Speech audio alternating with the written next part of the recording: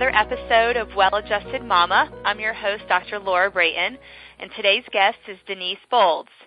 Denise has been a resident of the Hudson Valley for over 20 years and is from Harlem. She is a successful single parent of a son who holds a master's degree and lives in New York City. Ms. Bolds has earned her undergraduate degrees from Dutchess Community and Marist College and has a master's degree in social work. She's also a self-published author. Her books are sold on Amazon, and Denise has her own internet radio show, Black Motherhood Empowerment, where she is both producer and host. Denise has worked with women and their families for over 16 years, and she now owns her own business, Bold Doula.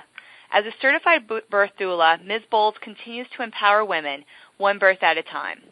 In her free time, Denise is currently earning additional certifications, is an avid reader, and she participates in several organizations and activities. For more information, visit her website at bolddoula.com. Welcome, Denise. Thank you. I'm so excited to be here.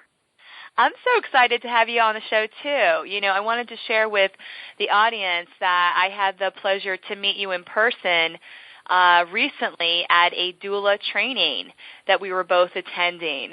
And, you know, you've been a doula. You've been doing this work, so this wasn't anything new to you. And I'm not quitting my day job to become a doula, but I was there to get a better perspective on the work of being a doula. And so it was just such a gift to be able to meet you in person and to now have you on the show. Mm-hmm. Well, thank you so much. I really appreciate it. I've tried to get as well of a rounded training and exposure to this practice as possible. So I've taken trainings in several different cultures and several different venues, and I'm really glad I did because it really has a very diverse approach, and that's what I really want. Yeah, I think that's brilliant that, you know, to recognize, and this is for any of us, whatever profession we choose to do, it's so great to take different certifications within that profession to get more of a well-rounded perspective. And I'm sure that you've already, you know, utilized different tools in your tool bag depending on what type of birth you're at. Oh, yeah, it's very interesting. Certain women want certain things, and at that birth, you really don't know what to expect until you're actually in it. And right. For several women who are just normally very conservative, they end up getting up and dancing, and others who are very outgoing, they become more meditative and literally hypnobirth themselves. So it's very, very interesting, the dynamic of going into the birth room with that woman. Yeah, so you have to really be flexible and open to whatever happens. I love that. So I was hoping you could share with our audience about how, you know, for many years you were working as a social worker and why you decided to make that career shift to becoming a birth doula.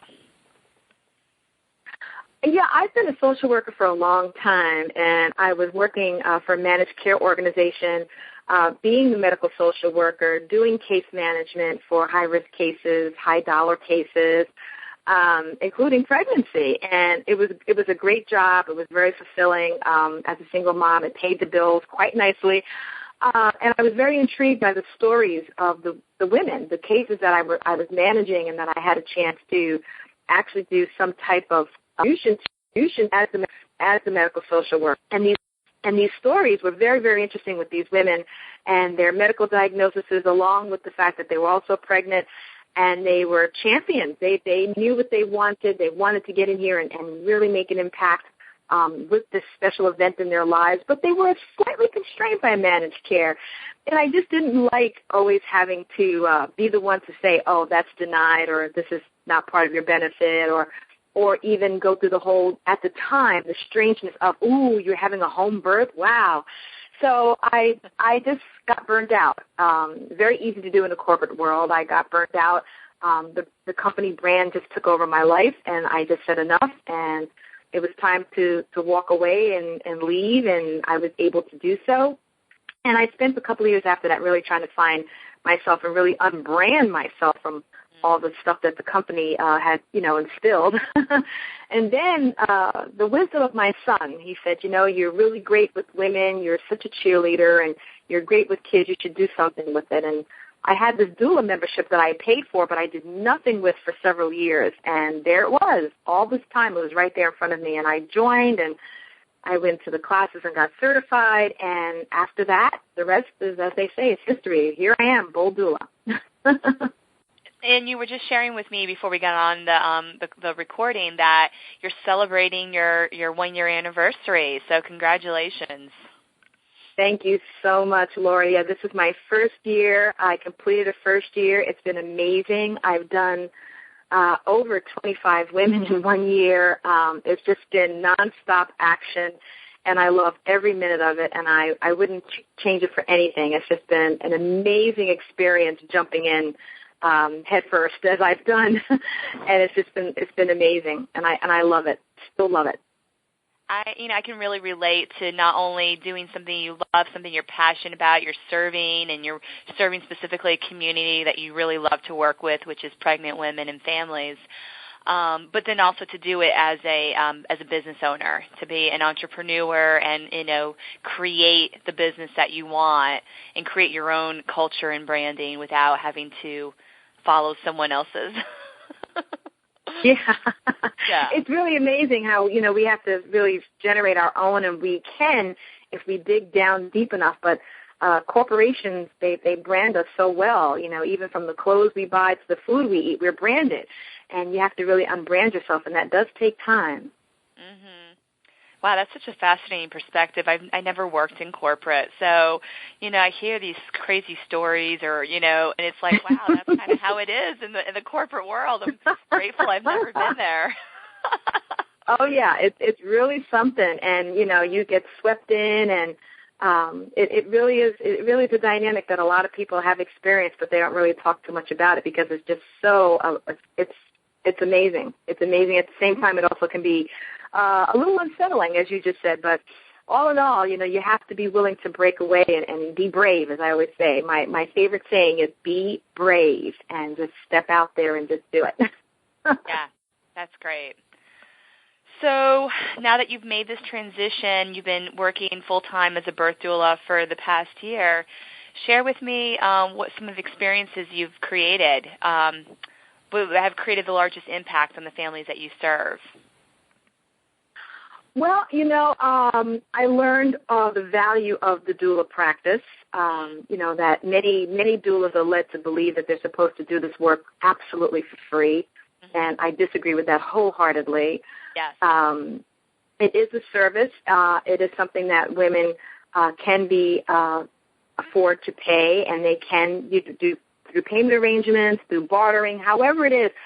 It should not just be assumed that it is free because you are on call. You are putting out, your own expenses to serve that woman and her family. So I've learned that in the year's time. I've learned to uphold the profession and to maintain it both in training as well as the business side, which is a challenge in itself, but I've learned to do that. And I've had some wonderful experiences, some wonderful cases. My specialty is actually VBACs. That's what I love to do. That's the most challenging cases where women who've had prior C-sections now want a vaginal birth. And my youngest VBAC so far is 18 years old, and I just love doing them. And my first birth as a doula ended up being a VBAC where the baby was born in a call. So I just had a really good exposure to VBAC, so that's what I like to do. But I have done C-sections, high-risk cases. I've done inductions. I've done, same-sex partners now. So I have a really wide scope of practice as far as what I'm doing as a birth doula, and I love it. So I'm looking to branch into the military families now. Those women whose partners are deployed and they're here alone giving birth, I would like to definitely work with them and serve them too. That's so huge. And, I can't, agree with you more about recognizing the value of spending money, paying out of your pocket to have a doula by your side during your birth, especially first-time birth, but even second, third, fourth, it doesn't matter. Doulas serve such an important role, and they do deserve to be compensated very well for that. And it's okay that it's not covered by health insurance. Someone gave me this perspective recently, and I want to share it, because a lot of people are like, well, if it's not covered by health insurance, then there's no value there, right? And it's not worth paying out of pocket, which I completely disagree with. If we look at something like auto insurance doesn't cover oil changes and tire rotations and alignments. Like, these are things that people pay cash out of their pocket to maintain the function of their car. And auto insurance is there for catastrophic. Like, you're in an accident and you have lots of damage. That's where auto insurance comes in. Well, health insurance is really the same thing. It's there for catastrophic, but it's not for prevention. It's not for wellness. It's not for maintenance. And certainly a service like a doula, it's not about being covered by insurance. It's about, recognizing that this is prevention and wellness. Mm-hmm. Absolutely. And the important thing is, too, that with a doula, you're stepping into an arena where you are not the clinician. You are the support person. You are the empowerment person. You are the coach. You are the advocate for that family so that they feel safe and that they feel that they're heard and that they're comforted in what's going on. And it's really important to understand that parameter and understand those boundaries and uphold them, and also uphold the fact that as a business person, there is a business side to this as far as documenting, keeping records, maintaining a semblance of professionalism, and also contributing to the practice as well as being paid properly. So there's a lot of work with that. And I did learn that this year, my first year, that, doing doula work for free, that's a whole different paradigm. But at the same time, I really do feel that it is a service that deserves adequate compensation and the respect of the practice. For sure. And then, I'm just realizing there may be some people listening in that don't really fully understand what a birth doula does, what her role is. So could you just explain that in a little more detail? Sure. A birth doula is a person who is able to support that woman and her partner or her husband, however you want to call him, in the birth experience. They meet while she's pregnant. They do a formal intake, and they go ahead and find out the birth preferences of the couple, and they empower her through support, through validation of her prior experiences, any type of birth trauma or apprehension or anxiety she may have. They also provide education, too, because there's a lot of questions that don't pop up in the doctor's office that can pop up in the conversation with the doula. And once the birth is imminent, as the woman goes into labor, the doula actually supports the mom and the partner throughout the labor in reducing any kind of interventions, reducing pain management, reducing the need for C-sections, and also helping the partner help the mom so that he feels or she feels that they can contribute to the birth process as well. A lot of partners, they come in and they're like, I don't know what to do. And, these conversations are not had at the barbershop. They're not had at home because our elders used to do this work, and our elders are now gone. This generation and this time, this millennium, doesn't support that type of thing any longer. So the doula steps in and supports both the mom and the partner and the family so that there's great birth experiences, great bonding, great empowerment, and a great sense of doing and making great choices that are long-lasting because you bond better with that baby when you are empowered and you have great choices and you're supported and you're validated through your experiences. Sometimes the birth profession can be a little impersonal, but that's where the doula comes in and makes it much more intimate, much more personal, and much more supportive. It's like so awesome. You hinted a little bit at this, but just for, common sense, like if someone is wondering what are the benefits of experiencing a great birth, which a doula can help provide, one of those you mentioned is improved bonding with mother and baby. I know another one is lower C-section rates. Right. Having a doula there. Can you speak to some of the other benefits that occur by having the support of a doula at a birth?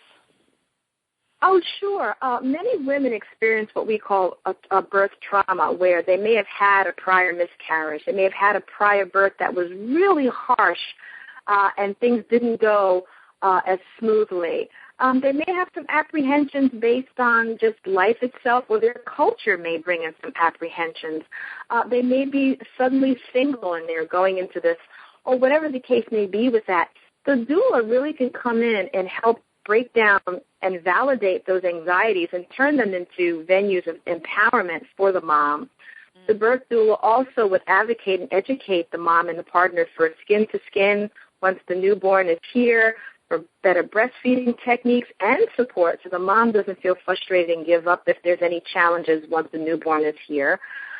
There's also the fact of keeping out certain energies and certain behaviors while the mom is in labor. A woman's body is very fascinating. She will labor when she feels safe.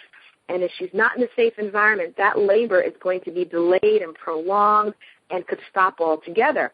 So by having a doula, it really allows that woman to really open up, and her body will process this labor process so much easier, so much with more fluidness and positiveness that she's going to have a really empowered birth, so long as that doula is mindful of her own boundaries as to what a doula does. And we can also talk about that too. But it's very helpful because the blood pressure is lower, the anxiety is not there, the breathing is better, the room environment is much more harmonious, there's a sense of calm, there's a sense of control and empowerment here.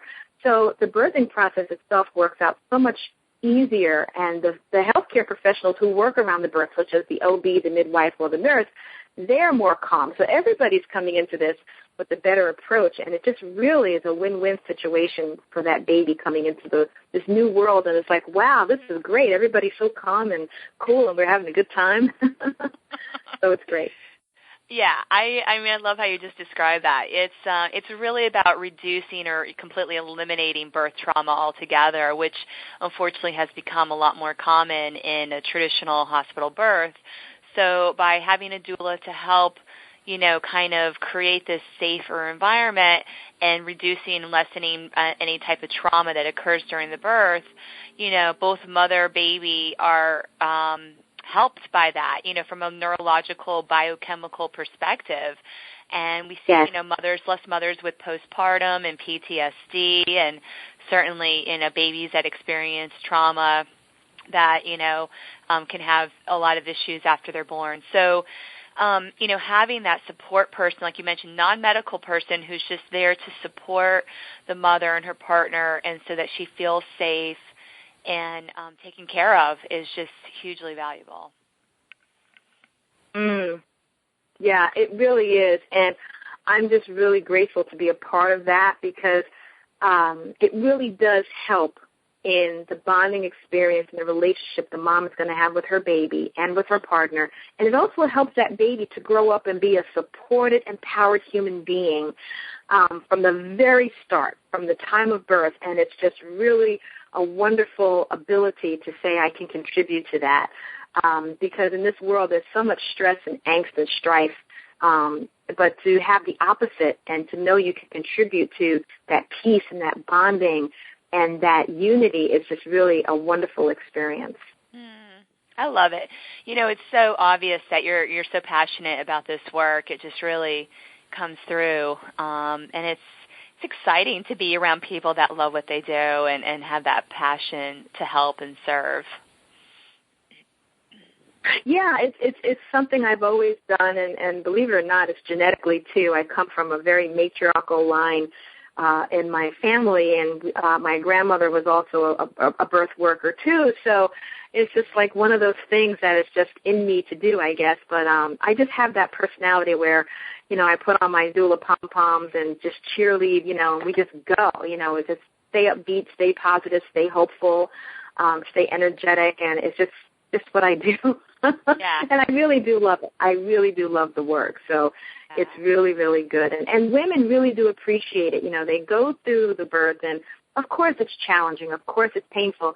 But at the same time, when they're done, they're like, Denise, this is great. I'm so glad that you are here with me to do this. I can do this. And they do it, and they're just so elated by what they're able to do. And it's really wonderful to see that.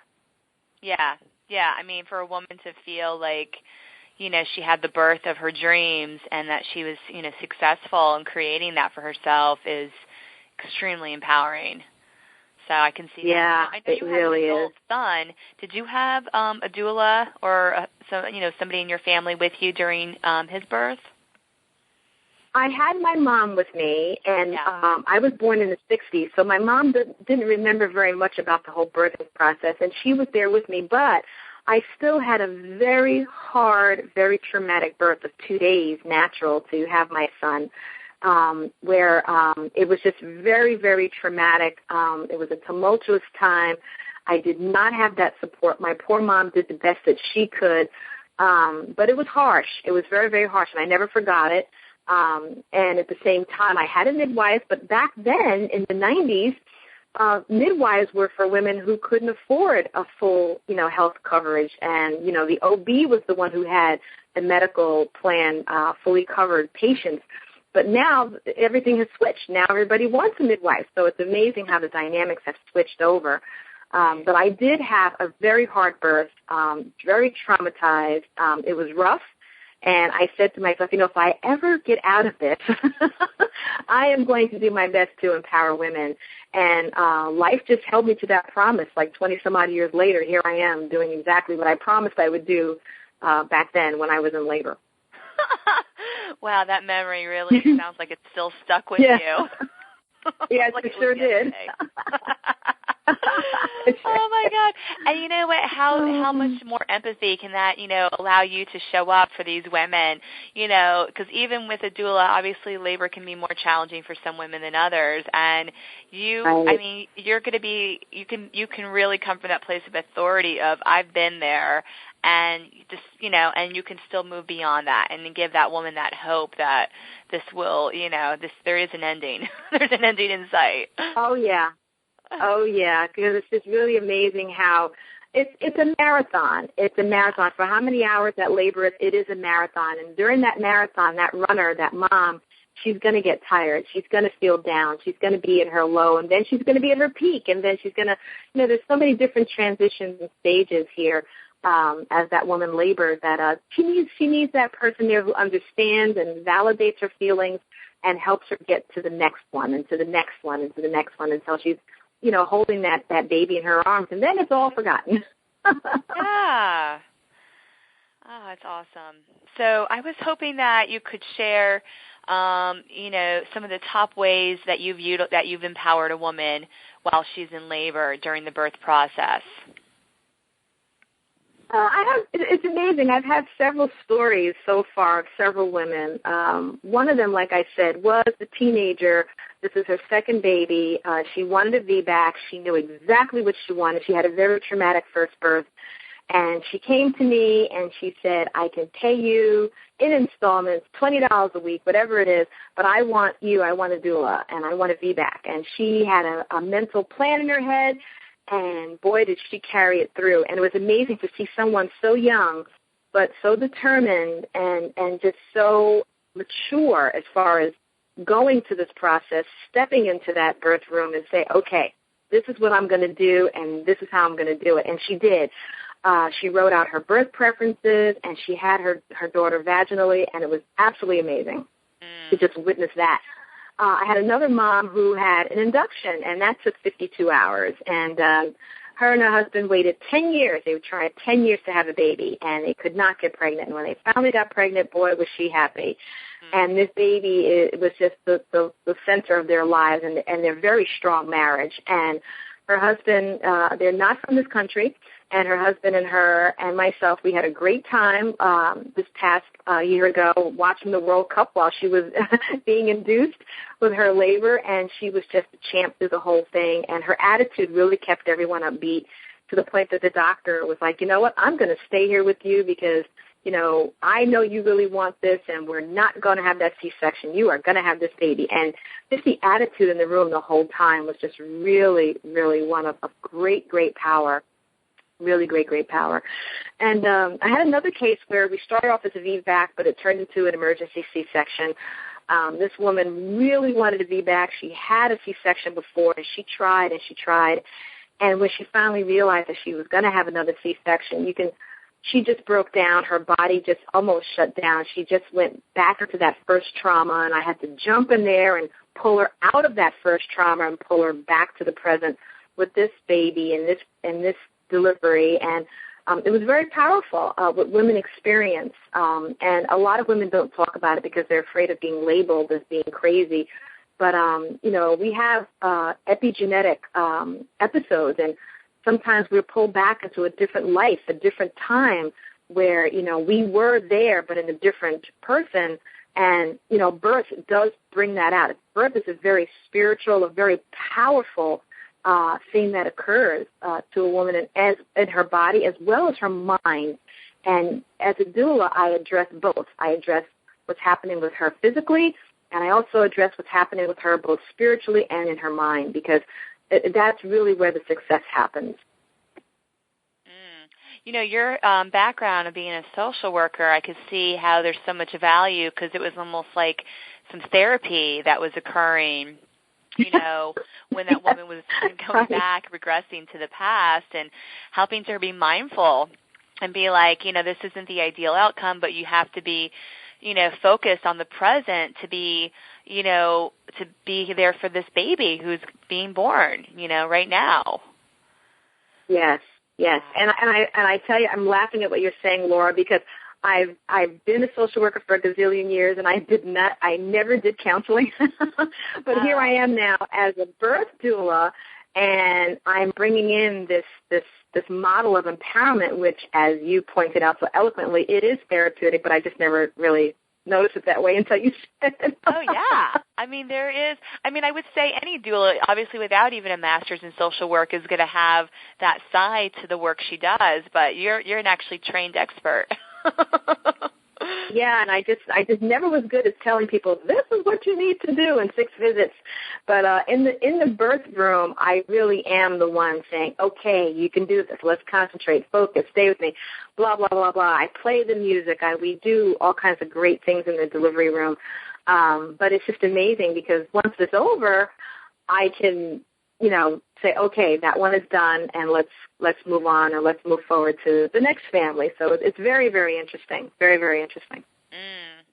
So can you share with our audience maybe some of the different techniques that you've used in the birth room to help, create that feeling of relaxation and calmness during the labor? Sure. I set up the room like it's a spa, so I have it's calm, it's peaceful. I play wonderful mantra music or whatever the music the mom wants. Stevie Wonder, Michael Jackson, country, gospel. I have the music going. It smells nice because the mom brings her own oils or a favorite perfume that she has, so it smells the way she likes it to be.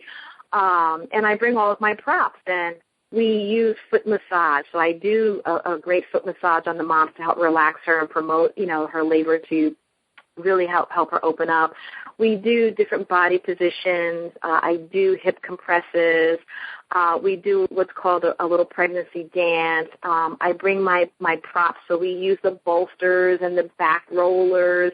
We use the birthing ball. We use the yoga mat for different positions. If she's confined to the bed with an epidural, we still stay in that bed, and we still flip and go all over the place in the bed so that she's able to change positions and really help the baby move down, as well as to help her muscles to not go into such extreme fatigue. With the partner, I pull the partner in. We do some rebozo if we have to. We use him as props, as a body prop to help with her and keeping her comfortable throughout the contractions. We could jump in the tub if there's one available to help with some aqua relaxation. We use the shower as another form of relaxation. So there's a ton of things that can be done, and it's all fun because, you just have to use your imagination, and if the mom is willing and, she wants to go for it too, there's so many things you can do. Yeah, and I think that's so good for women that are pregnant to know that these options are out there, and having, a doula with you can help give you these different options. And every woman's different. I'm sure, at one birth, the essential oils, the aromatherapy were so helpful. In another birth, maybe, it wasn't wanted by the mom. Moms get to make the decision of what feels best for them because it's their birth. Right, exactly. And that's what it is. It's her birth, however she wants to do this, whatever she wants to bring to the birth room to make her comfortable. We're gonna go with that, and it changes. 1 hour she may want music, the next hour she wants silence. 1 minute she wants to, walk, the next minute she's dancing or she's on all fours, rocking back and forth. You have to be flexible. You have to be willing to change. It takes a lot of energy, but the adrenaline for me kicks in once I'm heading to the hospital. So the adrenaline stays, and then afterwards, of course, I simply, decompress and go home, and it's like, oh my gosh, that was an amazing birth, but oh my gosh, that was really harsh. You don't really feel anything till afterwards. It's like dancing at a club all night. You don't feel it until the next day. Right. It's so funny. It's almost like, you got that adrenaline just getting you through that birth just like the mom does. Oh, yeah, absolutely. And I do find, knowing myself as well as I do, I am an empathic person, so I do take on the energies of the mom when she's in labor. So, I do that. Wow. That's huge. You had mentioned earlier that you were wanting to work more with military families, military wives, specifically if their husbands are deployed and, fighting. Speak to where your practice is and like what communities that you're serving that you would be able to help with. Oh, yeah. I work with high-risk pregnancies. I work with tons of VBAC moms. I work with teen moms. I work with same-sex clients. I work with plus-size moms also. There's a huge demand for plus-size mom services, so I work with them as well. I'm getting into the military families now also, and I'm really happy about that. I work with advanced maternal age moms, single moms who just are single moms. They don't have a partner. I'm there for them too. So it's a pretty wide scope of what I'm able to do, and I'm really loving that diversity in my practice. I also work with moms who have to have a C-section, but they still want a doula present. And in C-sections, a doula is still helpful as far as making sure the mom doesn't have a lot of anxiety, making sure that she's mentally ready to go into surgery, and being there with her after surgery to support her, and making sure that she's still getting skin to skin, that she's getting that breastfeeding time if she chooses to, and that her partner is also able to help her also. So I really do a lot of that. I also work with a lot of first-time moms. I have a lot of my caseload is first-time moms, and they come to me because they know that I'm very patient, and they know that I kind of don't take any mess. So it's like, okay, let's do the research. If you have questions, you're going to write them down and present them to your clinician. You're going to be empowered in this pregnancy. So that's what they like as far as the leadership that I bring with that. So I do a lot of work with first-time moms too. Mm-hmm. And geographically, where are you located, and which areas are you serving for your birth clients? I live here in Dutchess County, upstate New York. I live in Beacon, and I cover several counties. I cover Dutchess County, Ulster County, Orange County, Rockland County, Putnam County, Westchester County, and I also cover Danbury, Connecticut. So I'm right at the place where I live, where I can jump on the highway and get to any of these counties relatively quickly, including Sullivan County. And so I do cover a pretty nice scope, and I really like having that flexibility too.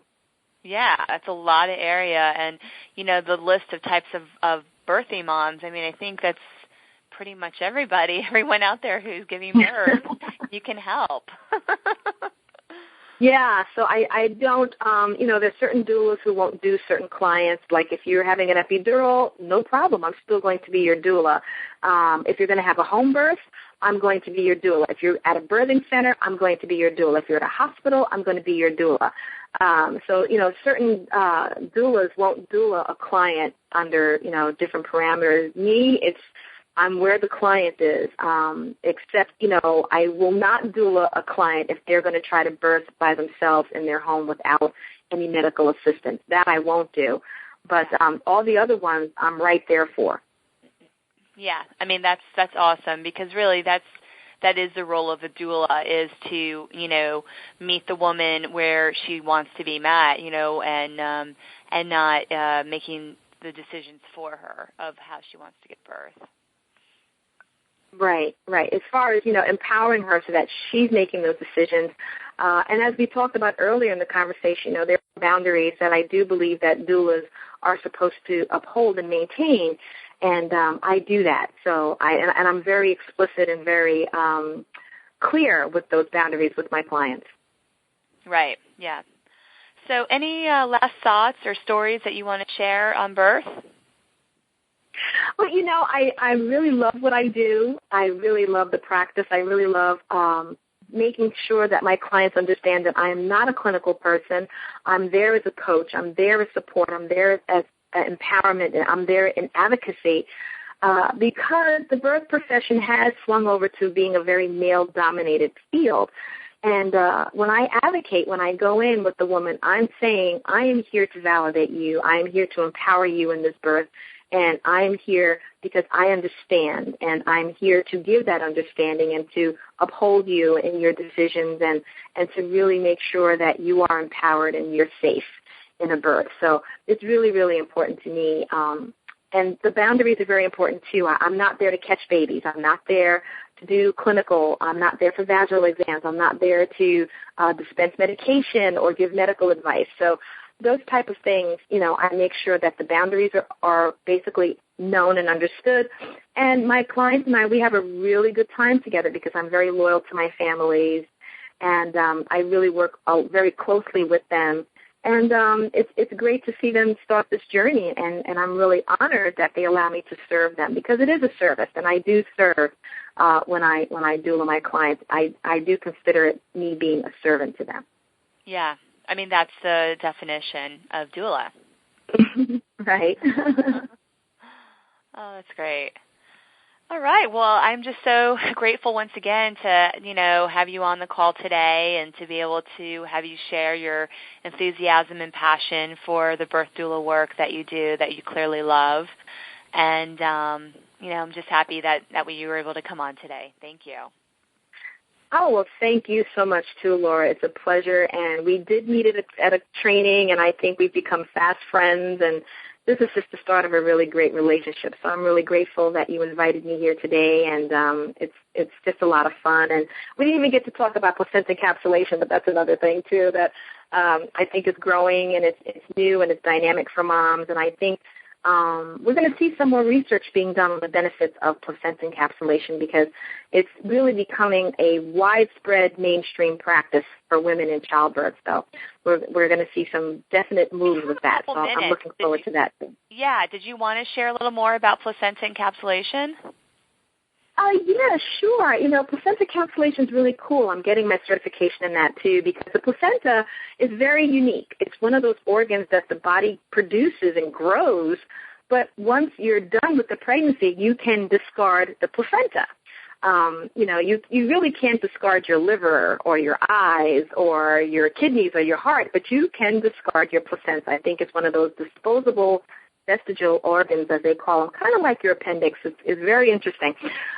But with the placenta, if you ever watch the animal nature shows, you always see that the cow or the horse eat their placenta once they've given birth. And that's because there's so many nutrients and hormones that really help to heal and to balance out the post-pregnancy mom, that it's really a benefit to have your placenta. So placenta encapsulation is where you could take the placenta, you dry it out, you grind it up, you can add herbs or not, and you can encapsulate it into capsules, and the mom can take those capsules throughout, her postpartum care, and it does promote great breastfeeding. It does help with milk production. It does help reduce postpartum depression because of the hormones that's present. It really does help the mom transition back into her postpartum self. And it has a lot of other benefits, too, because the placenta basically had all the nutrients, and it was just the gatekeeper for everything between mom and baby. So it's very interesting how they have not done as much research on the placenta. And I think now that because so many women are demanding placenta encapsulation services, I think we're going to see a huge surge of research being done on the benefit of placenta encapsulation. And beyond what the placenta can do for the human body. So I think that's going to be very interesting to see that come up. Yeah, I mean, I didn't realize you were getting your certification in this. So I'm so glad that you mentioned it and you were able to share more information because, you know, it's a topic I haven't gotten on the podcast yet. I'm still looking to interview somebody who does this work, and because I think it's so hugely valuable for women to know that this is an option.